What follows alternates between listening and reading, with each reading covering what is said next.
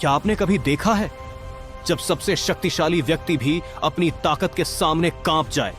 किष्किंधा के जंगल में बाली अपनी अजेय शक्ति के नशे में पेड़ पौधों को उखाड़ फेंक रहा था और अमृत समान सरोवरों को मिट्टी में मिला रहा था। उसकी गर्जना पूरे जंगल में गूंज रही थी। संयोगवश उसी जंगल में हनुमान जी राम नाम का जाप करते हुए ध्यान में लीन थे।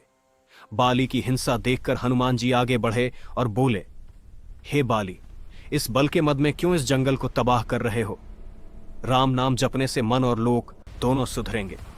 बाली ने क्रोधित होकर कहा, तुच्छ वानर, तू मुझे राम नाम का जप सिखा रहा है? अपने राम को ही बुला ले मुझसे युद्ध करने के लिए। हनुमान ने क्रोध में उत्तर दिया, हे बाली, तुम श्री राम को रहने दो, पहले मुह तुच्छ सेवक को हरा कर देखो। बाली ने दूसरे दिन के लिए युद्ध तय कर दिया।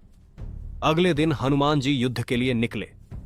रास्ते में ब्रह्मा जी प्रकट हुए और कहा, हे हनुमान, बाली को क्षमा कर दो। हनुमान ने कहा, नहीं, उसने मेरे आराध्य का अपमान किया है।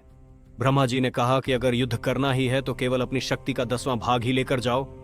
हनुमान जी ने ब्रह्मा जी को सर झुकाकर प्रणाम किया और चल दिए। जब हनुमान बाली के सामने आए तो हनुमान जी का आधा बल बाली में समा गया। बाली का शरीर फूलकर फटने लगा। ब्रह्मा जी ने कहा, अगर बचना है तो हनुमान से जितना हो सके दूर भाग जाओ। बाली तुरंत वहां से भागा। आगे ब्रह्मा जी मिले और बोले, इतना भी बल सहन नहीं कर पाए तुम। यदि हनुमान अपने पूरे बल के साथ युद्ध में आते तो तुम तुरंत परलोक सिधार जाते।